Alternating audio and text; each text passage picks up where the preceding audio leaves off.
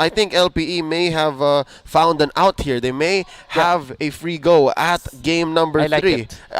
It's possible, but BREN Sports, they also have quite comfortable picks. This is just like yung parang ginawa ng BREN Esports. Yun yung ginawa ng BREN Esports kahapon laban sa onic-PH ng game number 1 ay yung ginagawa lang ngayon ng LPE sa game number 2 ngayon. So, yun yung Harley na ang kaibahan nga lang is BREN Esports went for Bane instead of the Claude na alam natin yung Claude meron siyang way to finish the game. So this time, holistic approach coming out from LPE, napakarami nilang panghuli sa Ling. But instead of Roger or Lance, Ling yung pinili nila kasi at the very least may Tempest of Blades na pang out. Si Ling na pang out. Si Ling. Kung nag-Lancelot or Roger kasi ang BREN Esports, napakadaling nila huliin lalo. Mas madaling i-time ang Phantom Execution. Bibilangin mo lang, abangan mo lang sa dulo. But for the Tempest of Blades, it's essentially an iframe. It's a super iframe. Right now, laning-wise, Rebo versus Jake, Flap versus Ryota. I feel like Ryota here, definitely sa early stages of the game, mabubugbog talaga siya ni Pacquiao. So this time it's Kaja mid lane para sa LPE. Potential choices ay syempre Clock of Destiny or Fleeting Time, pero usually nagka-Calamity Reaper ang mga mid na Kaja for the burst. We might see that. Ang problem nga lang with LPE is hindi nila madaling pigilan ang pag-farm ni Carteezy kasi ang ginawa ni Lusty on this tank back siya, tinulungan niya kasi alam natin ibang mabilis mag-take, but eto na. Here we go, Rebo tatamaan ng Deadly Magics. Might actually survive. Not much damage laid down by Jake the Dog for him. So, bilang zoning, okay din siya para pauwiin si Rebo. Pero mabilis rumisponde si Lusty. At si Carl, check this out. Okay. Papasukin niya sa loob si Jake the Dog. BMI in. Few with us assist. And that's gonna be first blood for BREN. And actually, Jake the Dog opted to go for Flicker. I like it. Yung decision niya para makalabas. Extra mobility. Kind of makes me think, mahirap pa rin mag-float sa laban na to. Imagine this, meron kang back siya, meron ding Pakito. Hindi siya easy go. Parang at this point, maybe the Purify would have been better. But just the same, I think BMO is missing out on a huge opportunity. Kanina ko pa nakita na bakit ka sa bottom bumibisita. I think, again, just an opinion, they need to do what Lusty did for Rebo in game 1. Kasi eventually yung Barats will not even care about the Pakito anymore. That's a matchup na alam natin alam ang Barats. In fact, yung Pakito pa yung kailangan mag-react, but now Rebo buying so much time actually. Mukhang ito ang plano ng LP. Instead of sending one to defend, bubugbugin na lang nila ang top lane. Down goes Rebo, traded out for Arvs and Aspect. Lusty surviving. Minamama niya si Jake the Dog. Wala ka pang weapons, wala ka pang items. Jake, kayang-kaya pa kita. Few to the rescue as well. That's all wins for BREN. LPE, pure. Napakaganda nung idea, but poor execution. Merong isang little move na ginawa si Rebo that actually made it so na naging mahirap yung LPE. Nahirap yung LPE. So instead na paback siya, papunta dun sa base, paangat ang ginawa ni Rebo. He actually crossover niya, basically yung LPE. Yung little move na yun, nag-spend ng sobrang daming oras yung BREN Esports, duly punished ng LPE afterwards. Para may time rumisponde ang mga tropa ng The GOAT. Love it. Ladies and gentlemen, already about 1,000 gold ahead ang BREN Esports dito. Lusty looking for one. Matatalunan dito si Arvs, Ryota to the rescue. BMO answering back as well. May trap siyang linagay doon sa bagong brush na pumasok. Nice effort for BREN to just zone out LPE for the first turtle of the game. The classic movements coming out from BREN Esports, si Lusty and si Flap TZ. Kahit ano yung matchup ng heroes sila, ang kailangan lang nilang gawin ay mang zone out. They also have the added flavor na nanood si Few kahit hindi na nga kinailangan yung real world manipulation. Yung crystal pa lang already giving them vision. At si LPE hindi rin ready nung time na yun. Do take note, LPE, malakas sila pang pick-offs with their mid lane composition. And when it comes to team fights around turtles, mas madali ang buhay ng BREN kasi napakaraming pang zona to. Tatanan nila Lusty ang isa. Few puts in the final blow. Maisahan dito. Arvs na pick off. Lusty gonna get out of here. Back siya, popping the Puissance and magre-recall. So, Wolf, because of the innate advantage of the rotations on BREN, parang silang nagmumukhang pick off lineup. Yeah. Lalong-lalo kasi yung movement sa LPE, ang dali nila ma-punish. However, do take note, it's still Jake the Dog Claude. Na-late lang siguro ng few seconds, but it is still Demon Hunter Sword before the 5-minute mark. At may fleeting time na ngayon si Arvs. If there's anything, kailangan ma-pressure na ng LPE. Gamitin na nila itong mga items na to. Mamaya, hindi na ganun ka-effective. Kumbaga, mapapanis na yung kanilang timing, kanilang items. Kailangan na nilang gamitin ngayon. For now, masarap pa. Yes. Habang mainit, guys, kainin nyo habang mainit. Yan ang gustong gawin dito ni Aspect. Naku po, baka ma-outplay na naman sila ni Ribo. Let's see, Ribo. Lalagyan ng trap dito ni Bimo. Mavaview. Oh, nice! Okay. Divine Judgment dito ni Lusty. Sasaluhin plus Deadly Magics. Yan ang sinasabi natin, Wolf, na kahit back siya, hindi ka magsasurvive. But to be fair, kinain ni Lusty lahat yun. Lahat yun kay Lusty lang. Yeah.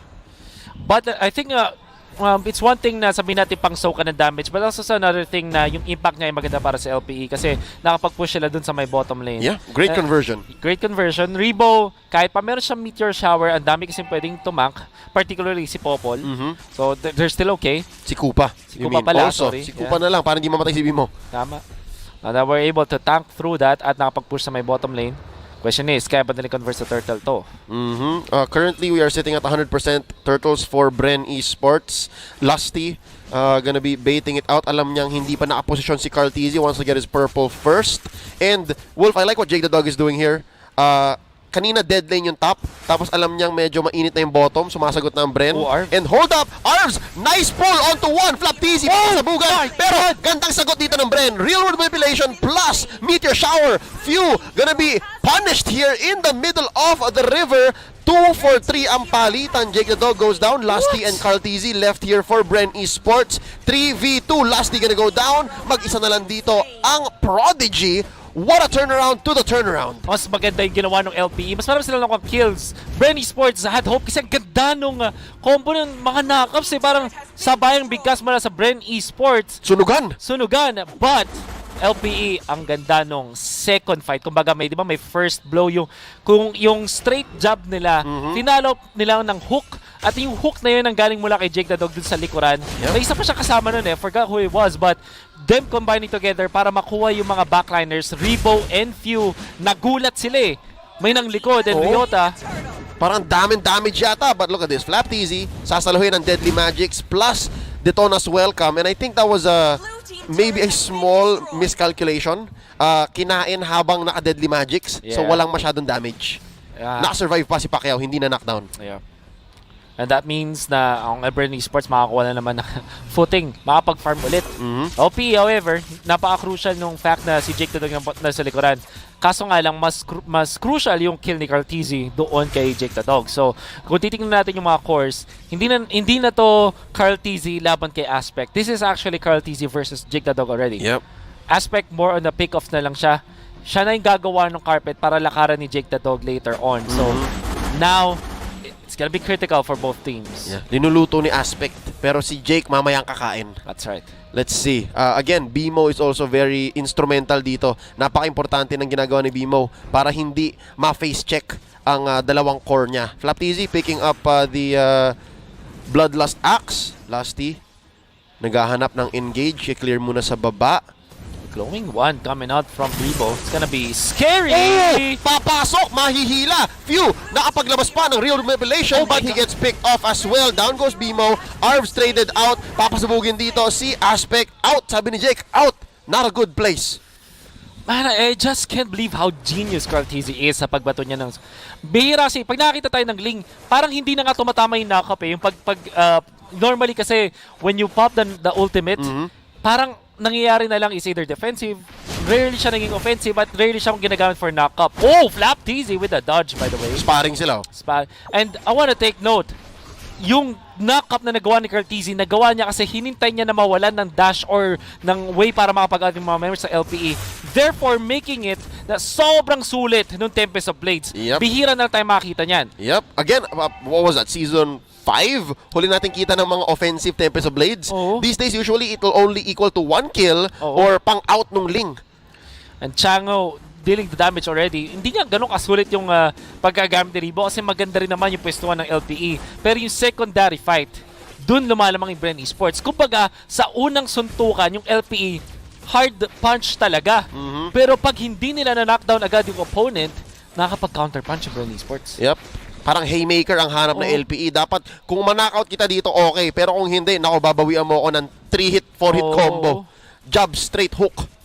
Mabigat, mahirap. And that's what BREN Esports is bringing here. Their uptime is so high. Specifically also because of the Pakito. Manny Pacquiao. Diba? Sakto, we're talking about punches here. And right now, mas maganda lang din ang rotational power. Again, another punching reference. More careful ngayon. Mas kailangan yung resource management ng LPE ay mas maganda kumpara sa BREN. Kasi yung BREN, napakadaling mag-depensa on their side. Look at this. Chang'e, Eve, kapag hindi nakakuha ng wipeout ang LPE, mahirapan silang tumapos ng laban. I'll agree. Wave clear, BREN Esports has it in spades. LPE, nahihirapan pa. And now look at this, ang ganda ng disiplina ng LPE. Alam nilang pwede nilang hilahin si Lasty for a clean wipe, clean pick off.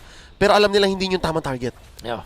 And I have to look for the proper timing. Oh, double Athena's picked up by BREN. Dami ng shields. Lasty and Flap, sabi nila kuha tayo ng anti-magic. Anti-arbs, anti-aspect. Anti-arbs, anti-aspect. The burst is gonna be there. Riota naman, nagpapako natin. So naturally what you get from the Barats. So, Lord Dance ang mangyayari. At the 10-minute mark. Hanapan sila. This is still a level 1 Lord. I'm wondering, it's Bimo and Riota. Pareho silang may Cursed Helm. So, ang gusto nila, pareho. Meron din silang passive way to clear waves. Yeah. Definitely understandable. You know, look at this Jake the Dog. Man, pasimple lang. Baka kaya niya itong kunin, ha? Yeah, he actually can. Ooh. So quick. Nasa wala tumatangkay, so marireset. I think Jacob nakuha na ng stacks. At nagpaparinig lang sa BREN Esports. Sabi nila, oy, kinukuha namin to, kailangan nyo mag-react. Okay, Kupa gonna go down. So at least alam nila, for a few seconds, no pun intended, walang real-world manipulation. So I think this is a great time for LPE to try to go for more than just a pick-off. At least 2. Oh, look at that. BREN Esports really paving the way para makapag-farm si Cartesian ng konti. Naghanap sila ng gulo somewhere. Wind Talker now for Cartesian. I like this item kasi hindi naman din ganun ka daling i-burst na mga members ng LPE. So, going for the long route, more attack speed and syempre movement speed. Yep. Panghabol. And the spread damage. Spread damage, and that's also true. Titingnan natin mala naman sa BREN Esports. Ooh. They check into that bush with the Eve,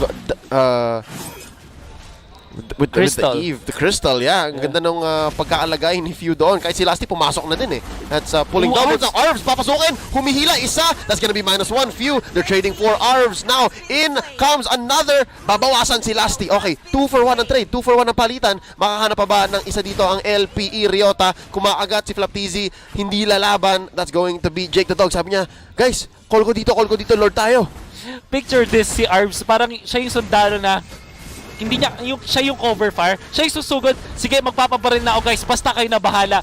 Tiniis niya yung skills ni Few para makapasok at makapag-divine judgment, and eventually LPE was able to get the advantage. At ngayon, na-force yung flicker kay Flaptizi. Lord ang target ng LPE. Yep, this is the Thomas weapon effect. But look at this from the back lines. Cartesian, Tempest of Blades na naman. Isang offensive. Tempest of Blades, but Jake the Dog makes him pay. What a punish. And right now, nice knock-up. Double uppercut, equaling a double for BREN Esports. Babagsak si Jake the Dog dito. And right now, Arvs looking for another. Isang malupit. Ring! Isang malupit na ring of punishment. Nanakaw pa yung Lord. Flaptizi, sasabog pa siya dito.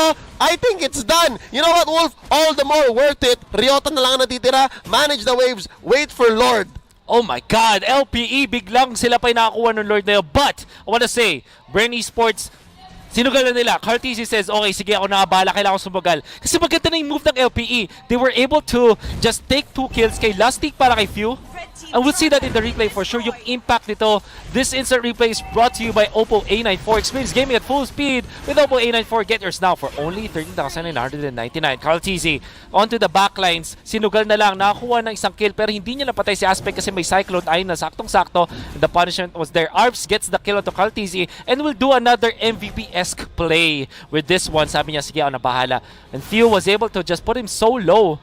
Kaso walang retry on both ends. Arvs with that Alam naman natin masakit na yung hampas dahil dun sa passive ng isang Kaja. And that's what you get with a mid Kaja, not a support Kaja. That's the mid Kaja. But right now, Cartezy smells another goes for the Oh my God! Pero sobrang sakit na ni Jake the Dog. Hak, hak, hak. Kinakagat niya na lahat sa BREN Esports. Papabagsain niya dito si Cartezy again.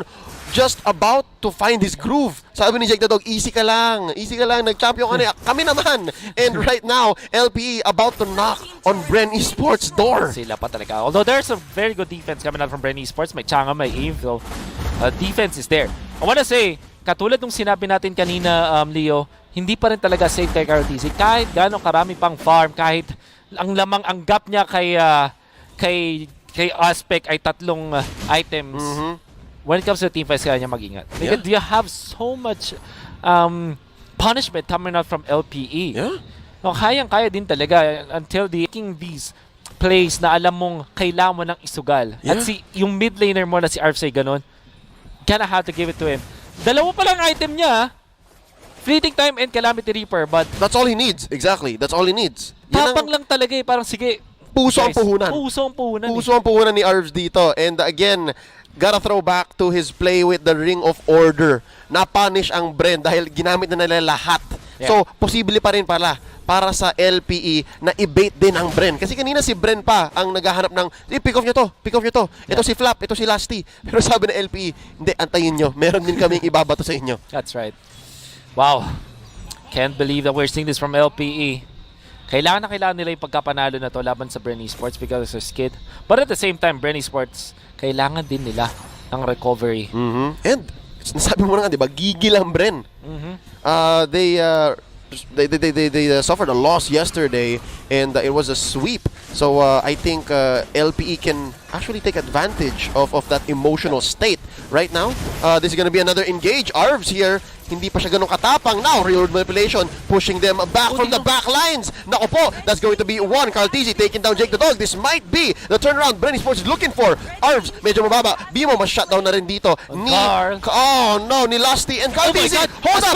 Nice play by Aspect. Outplayed. Oh my God! I may. Now, Flaptezy gonna look for the knockout and he finds it. Ryota na lang ang natitira. Signs of life from LPE. Pero, medyo nag-overstay yata doon si Aspect. Not much he could do. Again, Flaptezy smelled blood. What happened there was LPE already, sabi natin kanina na pag may round 2 yung laban, dun sila lugi. Ngayon, Ryota cannot defend against 4. Tank, yes, he is. By the way, gusto i-take note kanina si Bimo, gamit yung kupa, fully na-tank niya yung Meteor Shower. But LPE, unfortunately, nagamit na ni Ryota already yung Detona's Welcome. Bago pa magsimula yung laban, na-purify lang yun. Kaya nga naman, nung dumating na si Cartezy, sobrang confident na niya. Alam na niya na meron na siyang way para manglikod. Yep, and essentially, LPE, again, the story here is they might have overstayed. Kasi kapag after round 1, pag linabas na nila lahat, wala na silang maibabawi except for when it comes to outplay. So yun, medyo nakita tayo ng moments of brilliance from Aspect. Yeah. Pero yun nga, meron pa si Flap eh. I wanna say, the next power spike para sa BREN Esports, ganito yan eh, di ba pag nagkakaroon ng tug of war, ng palitan ng ganito, the biggest power spike is kung sino yung mauuna sa Winter Truncheon at kung kailan yung timing na yun. This time para sa BREN Esports, perfect dahil nakuha na ni Riba yung Winter Truncheon niya. Eventually, I think Cartezy will pick up something similar. Siguro, Wind of Nature, or Winter Truncheon himself, pwede yun. Or, this time is Immortality. Actually, pinakamagandang choices among those 3 yata is the Immortality. Yep, especially when we reach the 20-minute mark. Now, Arvs though, papasabugin ni Flaptezy. So that's a Divine Judgment out of the equation. Jake the Dog gonna be using the Blazing Duet from the backline, trying to clear this assault from BREN Esports. Oh, sabi ni Ryota, welcome. Sabi ni Detona, and that's going to be a flicker out. Back out, sabi dito ng LPE now. That's gonna be BREN all in. Buo pa sila, all 5. Nabawasan ng isang LPE. Libreng Lord to. Libreng Lord for sure. Unless, wait 30 lang. seconds Arvs. Wala si Arvs Oo, na. si Arvs. Sa ganakaw. Oo, yun ang kailangan eh. But Aspect is here. Oh, tingnan na. Ang LPE ba? LPE, I don't think you can. Tingnan mo yung pwesto ni Flaptezy. Nauna na siya dun sa pwestuhan. So it won't matter so much. Easy Lord para sa BREN Esports. Yep, medyo inambahan lang ng LPE. Pero BREN Esports, ever the wiser the experienced team here against the qualifiers team that LPE is, alam nila yung galawan eh. BREN Esports, they expected at least 1 or 2 from LPE to try to go for the seal kasi nakaramdaman sila ng nakaw kanina Exactly. eh. Not this Luminous Lord. Not gonna happen para sa BREN Esports. The items are really piling up. Nagkakaroon na tayo ng malaking problema para sa LPE. If we do find yung mga magandang pwesto mula kay Jake the Dog, which actually he is doing great. Capable, yeah. Capable Nakahanap talaga. siya eh. Kaso may mga items talaga na magiging checkmate na. For example, No go. sobrang dami ng Winter Truncheons sa side ng BREN Esports. Mawawala na ng impact dito si Jake the Dog. Yeah. Eh lalo ngayon, buhay lahat ng battle spells ng BREN. Pati ult. So this is going to be an Look at that. all-out engage. Down goes Arvs. Napakaganda ng real world manipulation sa entrance pala ng base ng LPE. Hindi niya man lang pinasok. Alam niyang equal -1 agad yon. Bottom lane gonna go down here. Welcome ni my Detona. God. Nice use of the Winter Truncheon again, Wolf. Ni Nostra mo na. Nabawasan ng isang ult ang LPE. They're counting their eggs here. There are only so many things they can do left. Nako, that's gonna be Blazing Duet. Nabilangan na Jake the Dog. Alam niyang wala ng ult from the backlines. Nice use of BMI. Ribo with the meteor shower clearing the waves. I think LPE still has this. Nice defense. I think we'll live to see another day or so, another minute. But few. Dalawang outplays yung ginawa niya. Nung inabol na siya doon ni Arvs na nag-flicker din, hahabulin na sana siya, tamang galaw lang, and then flicker out, tapos instantly real-world manipulation, punishing Arvs. Tapos nag-Winter Truncheon to control, and last nilakad lang! Isa pa! Real-world manipulation sisimulan dito. Ang team fight gonna be Blazing Duet less. Nako yan, napapasok na siya! Nabilangan! Nabilangan kaso nakakataas din ni Jake the Dog. Will be able to run away. Napag-regen. Kamunti ka pa matunaw nung apoy, glowing one, but my God. Ganda, binilangan ni Oo. Jake the Dog. Sabi niya, Tempest. Okay, Oy. Blazing Duet. And now, see here, Wolf, 20 minutes past. Nagsimula na ang 1 minute up death timers. It's gonna be scary. 21 minutes into this game. Pwede na mag-CR si Lasty, tas maghugas ng kamay, Yeah. at least 30 seconds. So yan, bilang na bilang. Gotta have to take note, Jake the Dog is doing wonders for his team. Hindi na siya nag-Wind of Nature muna. Queen's Wings, Breastplate, sabayang bigkas. DHS finally picked up by Ling, si Cartesi. Gusto ko yung Immortality. I think it's much better choice instead of the Wind Talker. The Wind of Nature o kaya yung Winter Truncheon. Yeah. Pero yung Winter Truncheons parehas kay Few, pati na rin kay Ribo. That's so perfect. Looking at Lusty, Blade Armor, yun naman talaga yung value item dito laban sa mga members ng LPE. Yep, you're gonna be shredding down Jake. You're gonna be shredding down BMO. And eventually Aspect na bumibasic na rin at this point. Late game na tayo eh. So hindi na ganun kaganda ang full combo ng kit ng isang Harley. So he has to turn into a secondary marksman. So yun, Blade Armor, napakaganda. Lusty, even if it does equal to a pick-off like this potentially, masakit pa rin, mababawasan ng mga buhay. BMO, papasabugin dito, Ribo gets him. And again, that's a easy pick-off, 65 seconds. Pero may trade. Flap TZ, mabubuhay ka ba, Jake the Dog? Putting in a few hits, and he survives! Just a little bit more at Isang hinga. makakuha na eh. But Jake the Dog, wala rin kasi siyang, hindi siya full stacks nun eh. Na kayang Art of Thievery, kaya naman hindi na niya pinilit. And, wise decision by the way. Yung LPE, nag-set up sila ng Death Brush dito sa may bandang purple buff. Nandoon si Aspect, yung Kaja Harley combo sana. But Lusty was the first one to be there. And nisip ng LPE, dahil may immortality si Lusty, and the fact na back siya, tapos like 5 defensive items, hindi worth it. And it definitely wasn't.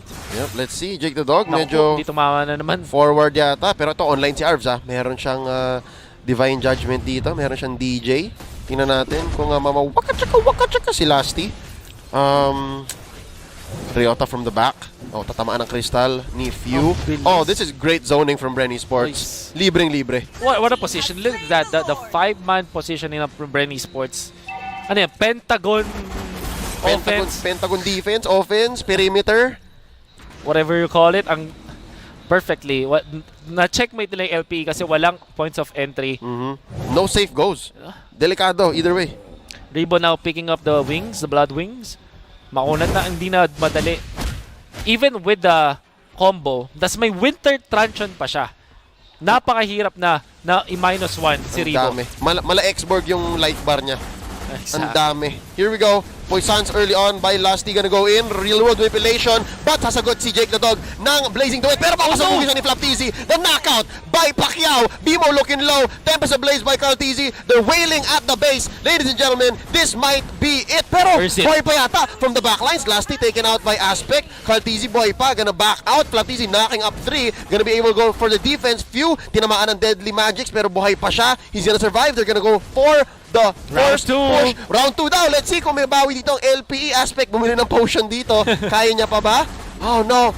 Wolf, masyado na itang malakas yung mga minions. Oh, space escape. That's gonna be it. Ladies and gentlemen, BREN Esports. Massive sweep ang